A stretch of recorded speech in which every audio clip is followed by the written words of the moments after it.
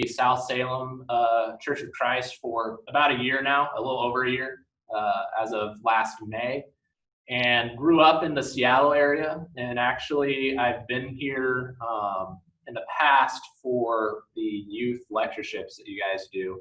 Back in the day, I remember coming to hear Zach Eccles and going on the scavenger hunts that Olin used to put together, and those were good times. And so it's kind of funny how life works out that I'm living here in this area, and I mean, I would have never thought that I'd be teaching in one of your classrooms. So life's just weird that way, but it's a privilege and it's a pleasure to be here. I was going to say I share the same sentiments that Chris expressed, except I would describe our meetings as kind of bittersweet. They're sweet because it's a joy to be around him, to learn from him. He's always teaching me something new whenever we talk. He's just a really smart guy. But I always walk away bitter because I have severe beard envy. His beard is just so much better than mine. And his is like a full Chuck Norris beard. Mine's like the little beard that could. And I'm trying as hard as I can. But we do what we can, and we press on. But anyways, I've really just appreciated his friendship, and he's just been good for me to study with, and just a good friend to have in the area. And so really appreciate you guys inviting me out tonight. From here, do I just go into my sermon then? Cool, I'll just let it rip. So, I was joking, Kevin and Erica, I was joking with your family earlier because I was saying, I was hoping you guys would be here, but secretly I was hoping you wouldn't be here because I'm preaching a sermon that Kevin and Erica have heard before. So you're going to catch on to my preaching secrets here. But the reason why I'm doing that is because I feel confident in this sermon. It's one that I feel like is really applicable, and I feel passionate about, and I feel like it's one that we need to hear during these times. And as I was writing this sermon, I was thinking about, in one respect, it's really never been easier to be a preacher. I mean, there's no shortage of topics that we can cover, that we can address. It seems like things are just popping up all the time. And for a preacher, it's just like that's what we live for, to preach to current events. But in another respect, it isn't the easiest thing in the world to be a preacher right now. For one, it's nearly impossible to preach an apolitical sermon. By that, I mean a sermon that doesn't touch on politics at all. That's kind of something we feel uncomfortable to bring up sometimes. We're not eager to jump into politics, but so many of these issues these days are politics intertwined with moral and then therefore religious issues. And so with that, there's this heightened chance at offending someone, right?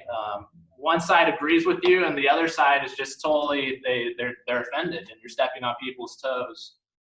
And then also you run the risk of being either too sensitive to the issues, maybe talking about things too much or too directly, or we're not sensitive enough. We kind of sometimes try to skirt around the current events, and we don't want to talk about them because, well, it's because of that. They're hard to talk about. But I don't want to throw a pity party and leave all of you out of it. It's also a challenge to be a member these days, isn't it? Because of many of the same reasons. There are a varying amount of issues that are at hand. You have moral issues, political issues, and then, as I said before, all those are kind of interrelated these days. And so if you take a political stance, many will view you as taking a religious stance. And if you take a moral stance, then many will try and assign you to a political camp, which is crazy. There's some groups that will look down on you for watching that video of that young man that was killed by the police officer with the knee on the back of his neck. And if you say that's unjust, there's a group of people that will look down on you for that. And then if you say that police lives matter, there's also a group of people that will look down on you for that. And so it's just kind of crazy how everything and every position we speak, we don't speak, it's a polarizing world that we're living in. And so it's challenging times indeed. Well, just for a moment, let's just take a break from that. Let's take a deep breath. And I want you to think about for a moment how God hadn't spoken to Israel that we know of for 400 years, from the book of Malachi to the book of Matthew. 400 years of prophetic silence. And then all of a sudden comes John the Baptist. And he kind of blazes the way. And then, of course, Jesus. And we get to the Sermon on the Mount. The greatest sermon ever told, it's been said, time and time again. And here is the Lord in the flesh. He stands upon a mount, and he sits down, and imagine him staring at the crowd. He begins to teach, breaking 400 years of silence. Let's pick up there in Matthew chapter 5. Matthew chapter 5, and starting in verse 1. Seeing the crowds, he, that's Jesus, went up on the mountain. And when he sat down, his disciples came to him. And he opened his mouth and taught them, saying, Blessed are the poor in spirit, for theirs is the kingdom of heaven. Blessed are those who mourn, for they shall be comforted. Blessed are the meek, for they shall inherit the earth. Blessed are those who hunger and thirst for righteousness, for they shall be satisfied. Blessed are the merciful, for they shall receive mercy.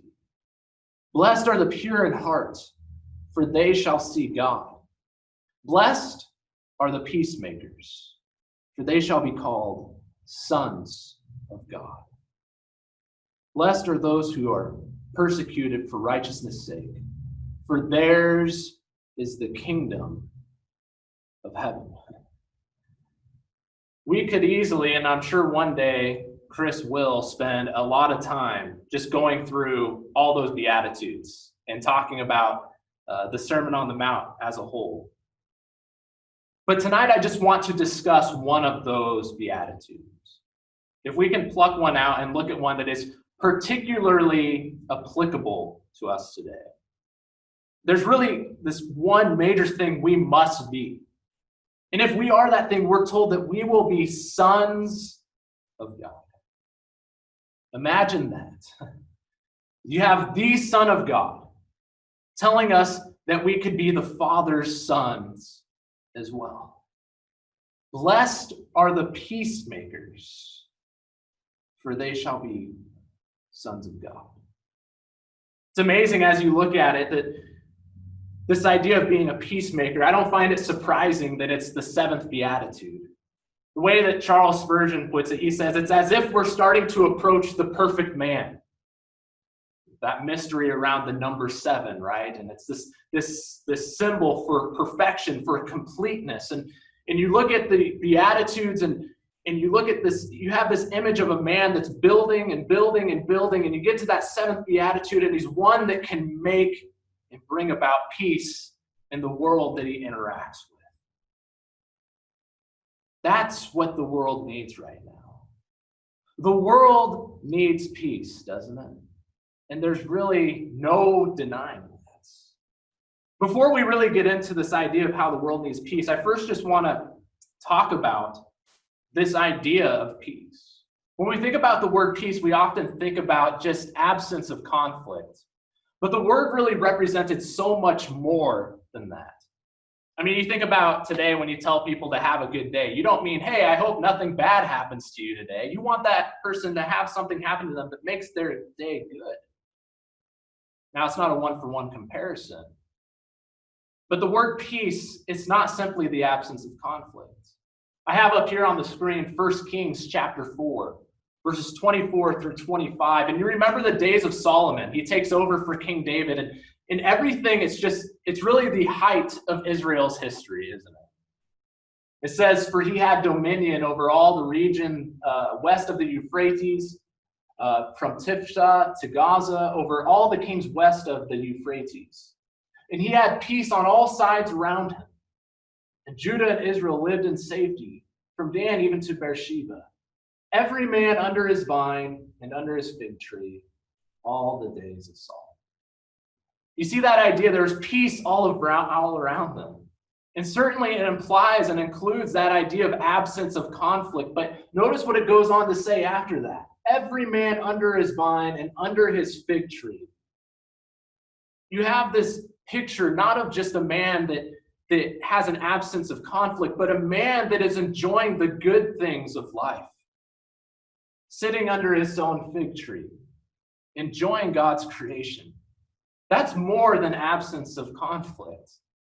That's absence of conflict plus something that's good in your life.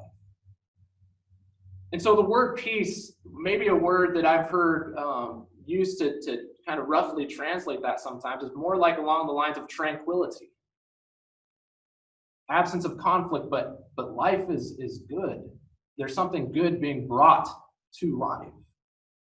That's what the world needs right now. It needs more than just absence of conflict. It needs something good brought to it, doesn't it? And certainly peace is needed. All we have to do is look at the world. First off, we all need peace with ourselves. I mean, look at the times that we're enduring. There's, as I said, a lot of problems. And you look at coronavirus, it says, I found some statistics. Half of Americans reported that the coronavirus is harming their mental health. I'm reminded of a lady that I know who just signed a lease for her apartment right when coronavirus hit, and she doesn't have a job anymore. Will that cause mental anguish and anxiety? Yeah. A federal emergency hotline reported a 1,000% increase in calls this April as opposed to last April. In fact, 20,000 people called them in March alone. A company called Talkspace, an online over-the-phone counseling resource, reported a 65% increase in clients since mid-February, coronavirus being a common topic and concern. You realize that when coronavirus hit, there's people that met with counselors one-on-one, and that's a big deal. There's things you can do in a counselor's office that are harder to do over the phone. And those people had to go without seeing their counselor. That might not seem like a big deal to you, but there are people that is a very big deal. And finally, data is still being developed, but there are indications that suicide rates have gone up as well. And so we see it in the major ways that we're not at peace with ourselves. But maybe we see it in the small ways as well. As Christians, we're fed up. We're tired of wearing masks, and we're tired of the blue tape, and we're tired of all the precautions that are going into coronavirus, and we're tired of watching the news. And we have this inner turmoil that's so easy to give into right now, isn't it? We need peace with ourselves, but what about peace with each other? Where do I start with that one? There was an article posted, I think a couple months ago, on the Daily Wire. You may be familiar with that website. It's Ben Shapiro's news website. And it's titled, "It's Time to Face the Facts. We Cannot Be United." What are the implications of a title like that, of an article that's written along those lines? What are the implications if that's true? And so you look at places such as the city of Chaz. I'm from Seattle, so they called it CHOP. They changed the name from Chaz to CHOP. But I was watching that as this, somewhat of a Seattle native, and you see citizens guarding blockades with guns, bulletproof vests. I mean, it's crazy, the world that we're living in right now. And the political climate, it's insane because of it all, isn't it? To the point where it's nearly impossible to not offend someone, even if you don't say anything at all. And so what we are in right now, and maybe we've created it ourselves, or we have really, is a lose-lose society. A society where everybody's wrong. We've lost the ability to get along with each other despite our differences, it seems. And so certainly peace with each other, perhaps more than ever, is needed. But all this stems to one major problem. You look at all the problems that exist in the world, people dying and suffering unjustly, riots where businesses are suffering harm and losing revenue. You look at all these major moral problems, it comes down to the fact that people aren't at peace with God. That sin is a part of the world that we live in. And we so desperately need to reconcile ourselves with the God that we've made an enemy out of. And if we could achieve that, if we could achieve peace with God, so many of our worries, so many of our problems, so many of the disputes, they would take care of themselves. And let me add that I don't want to talk about those people that aren't at peace with God. There are Christians or self-proclaiming Christians that currently aren't at peace with God. And so this is a message for all of us. What Jesus calls us to be is peacemakers. That's what the world needs right now. Isn't it obvious? People aren't at peace with themselves. People aren't at peace with each other. People aren't at peace with God. The world needs peacemakers. That's why Jesus says, blessed are the peacemakers. But the problem that we have with peace is that it's a word that sounds so good. And it's one that we say so flippantly, peace. But it's one that doesn't come about as easily as it's said. And that's because peace is painful. Peace is painful. And if anyone proves that, it's Jesus. What does it say in Isaiah 53? He was pierced for our transgressions.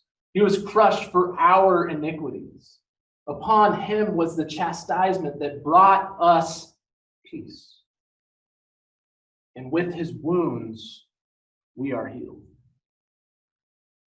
Jesus shows us that peace is painful. And you look at all the things that he accomplished through the cross. In all those areas where we aren't at peace, God, through his son Jesus, through the sacrifice he was willing to make on the cross, takes care of it. Through the cross, he gave us peace with ourselves. Come all who are burdened and heavy laden, and I will give you rest. Through Jesus, we can have rest because of what he did on the cross. Through the cross, he made peace possible with each other. You remember in Ephesians chapter 2 and 14 through 17, where it's talking about that wall of hostility that existed between Jew and Gentile. Jesus, he tore that down and made peace between the two. Through the cross, we can be reconciled to God, who, if you're still an enemy, is the only enemy that matters. But we're told that he made peace. He reconciled all things to himself in heaven and earth and made peace by the blood of his cross. Now, what does all this prove? That Jesus meets our needs for peace, but it also proves that peace is painful. Peace requires sacrifice, doesn't it? And it will never come about how we expect. Think about Jesus riding on a donkey in Jerusalem. Why were there so many people cheering? Remember that? You have all these people that are cheering to Jesus. Some of them weren't, but a lot of people were cheering. And they were saying, Hosanna, Hosanna. That's save us or save now, something to that effect. Why were they cheering? It wasn't because they knew that man riding on the donkey, it wasn't because they knew he would die on the cross and therefore wipe away every sin. They didn't imagine that. But it was almost certainly because they thought he was their version of what they thought, understandably, what they thought the Messiah would be. They thought he would bring peace by leading a revolution and toppling Rome. But he came and riding in on the donkey. We call it the triumphal entry. Came riding in on a donkey. In ancient times, it said that a king, if he was ready to ride into a city and take it over, that he would ride in and he'd come in riding on a horse as a sign to the people that we're going to war, we're going to take over. But do you know what they wrote if it was a time for peace? It said they would ride the donkey. But back up for a minute. Suppose if Jesus didn't die on the cross, but instead he does what every Jew at that time probably wanted and what every Jew expected this Messiah to do. Suppose he dedicates his life to topple Rome, to topple the Roman government and lead a physical revolution. Let me ask, what would that have achieved? Remember, Rome was conquered anyways. They fell anyways, didn't they? What would that have achieved? Instead, what does Jesus do? Jesus instead provides a means to peace that is possible under any regime, under any ruler, in any society.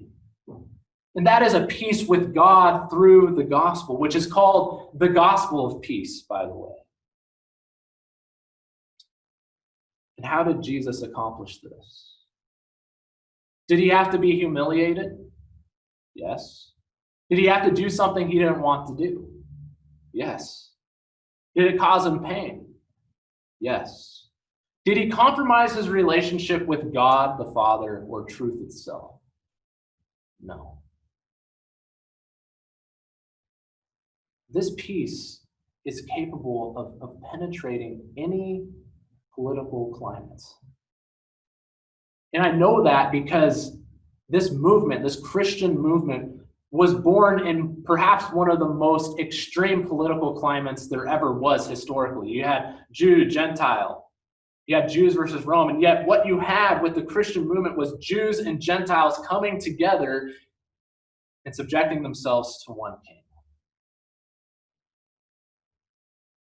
So I was thinking about this, and I wondered, and I have to ask the question, what would the church look like if we were as evangelistic with our faith as we are with our politics? What would the church look like if we were as evangelistic with our faith as we are with our politics? And I thought about it. I think you could really go one of two ways with that question. If we talked about faith as much as we talk about politics, maybe we would be better off, right? But if we talked about our faith in the way we talk about our politics, we would be, and perhaps already are, worse off. You see, Jesus tells us to be peacemakers. And when we hear that word, a lot of us, what we think about is the gun. The peacemaker, right? The gun that won the West. We try to beat people over the head with it. And maybe we see that going on a little bit in CHOP or Chaz, or we saw it, it's over now. But here's a people that they were upset at injustice, and they went about it the completely wrong way, didn't they? But I was thinking about this because as Christians, we can get so caught up. We can get so caught up and we miss the point sometimes. And I was thinking about a phrase that I struggle to understand. I'm being vulnerable here. I struggle to understand. Maybe there's some of you that share that struggle, or maybe there's some of you that understand it perfectly well. But I hear the phrase white privilege. And when I hear that phrase, the way I used to handle that when it first came up, and you can probably relate to this, is somebody would say that all white people are privileged. And I would say, no. Look at my life. Look at all the things that I did, all right? I grew up in this home. I grew up in this area. I worked hard, and I got myself to where I'm at today. And it becomes about what I have done.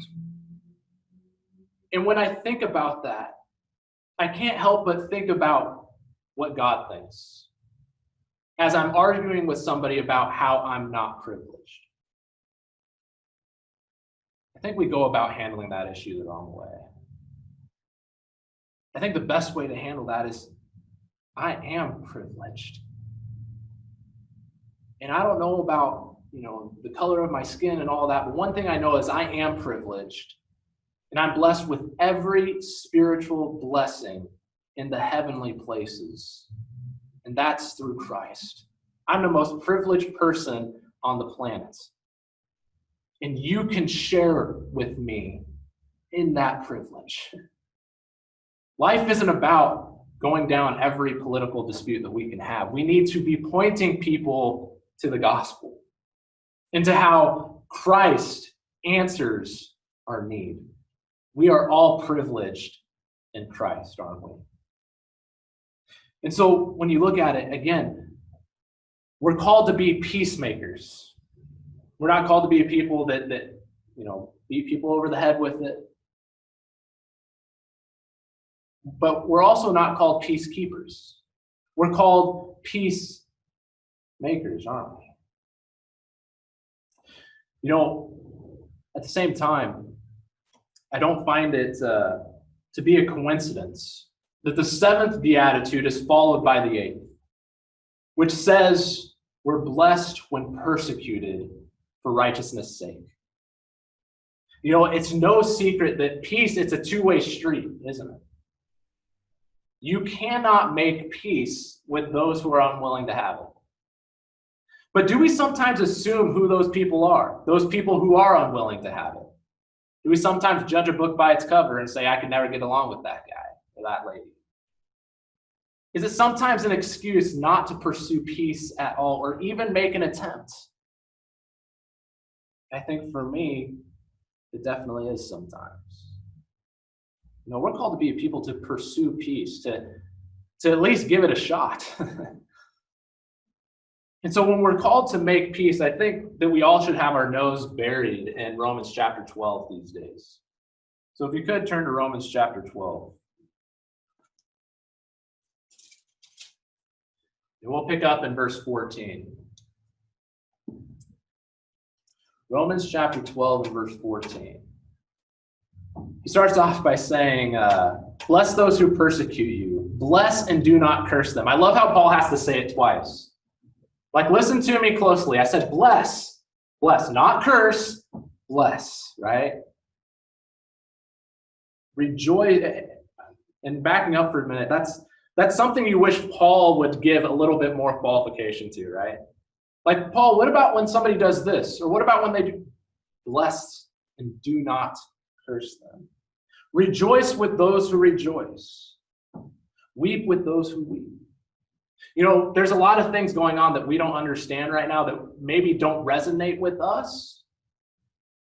But there are people in the church, there are brothers and sisters, that those things that don't resonate with you resonate with them. And instead of arguing about, our side and our opinion, sometimes what our brothers in Christ need is just people that will weep with those who weep. Because there are people weeping in the church right now over certain things that have taken place in the recent past. In verse 16, we're told to live in harmony with one another. Do not be haughty, but associate with the lowly.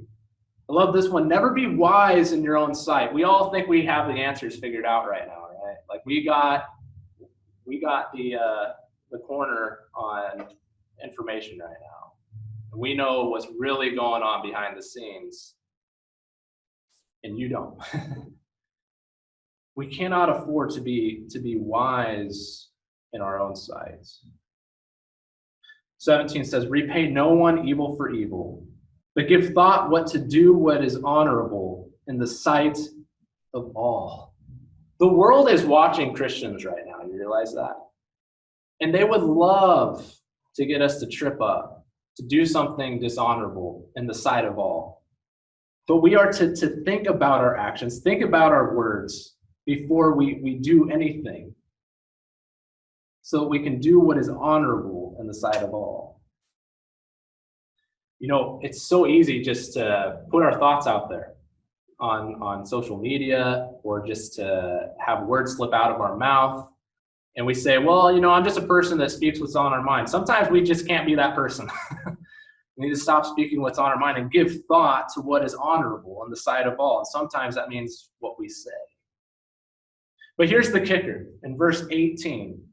And this is where it's like, why'd you have to write this, Paul? Because it challenges us. If possible, so far as it depends on you, live peaceably with all, right? With my brothers, I would have said, do I have to? Do I have to get along with them? Remember what I talked about before, how sometimes we make an excuse, right? Well, we can't get along with everybody, so I'm not even going to try. Paul says, if possible, so far as it depends on you, live peaceably with all. You know what that means? That means if a relationship doesn't work out, that if somebody is your enemy, that it's not because of something that you could have done differently, or it's not because of something that you could have done and just flat out didn't do, but it's because you exhausted all avenues of peace with that person and they just don't want to have peace with you. That's the attitude that this world needs. People that are relentlessly pursuing peace with each other. And so we ask the question, how? And Paul he gives us a great description of that. But I also want to throw this out there. I don't think it's a coincidence that pure of heart is the beatitude that directly precedes peacemaking. That is the first and foremost thing that we need to be as a peacemaker is pure of heart. In other words, we don't have this filthy, selfish heart that is constantly seeking our own self-interest. It's just out there to prove how smart we are, that we're right about the current issues. And so here maybe is the first step. There are certain attitudes that just are never going to bring peace, right? But they certainly could wreck it. We've heard things like, hey, if that offends you, that's your problem. Is that what we find in Romans 12? This is America. I can say whatever I want. Right? Is that what we find in Romans 12? If you don't like it, go back to where you came from. Is that Romans 12? How about conservative bigots or liberal snowflakes? Nice. Now we're calling people names. Is that Romans 12? Is that peacemaking? No, that's more peace wrecking, isn't it? If I really could peg it down to one thing, though, right now, more than ever, it starts with our words. And I've mentioned this before, but again, the last election was partially won because of social media outlets. That's really crazy when you think about it. That's how powerful social media is, and everybody has access to it right now. You can put anything on Twitter, and anybody that's willing to scroll past your site can see it, or Facebook, or Instagram, or whatever it is. It's really tempting to engage in these Twitter battles or Facebook battles or whatever it may be. But keep in mind what Paul says here in Colossians 4 and verse 6. Let your speech always be gracious, seasoned with salt, so that you may know how you ought to answer each person. When I looked up that word gracious, I think in Art and Gingrich, in a lexicon, the idea of being gracious, it's defined as a winning quality or attractiveness that invites a favorable reaction. Attractiveness, charm, winsomeness. That's what the kingdom needs right now. That's what the world needs. A winning quality that invites a favorable reaction. And then Paul goes on to say, let your speech always be gracious, but seasoned with salt. Now, I may be jumping to conclusions here, but it's interesting that the one ingredient that was in every sacrifice was salt. That may or may not be what Paul's getting at here. He may simply be saying we need to speak words that are preserving and are savory. But I can't overlook the fact that salt is used in every single sacrifice. It's to be used, and according to the Levitical law. Paul says, let your speech be seasoned with salt. It's as if every word we offer is being offered not just before our fellow man, but before our Almighty God.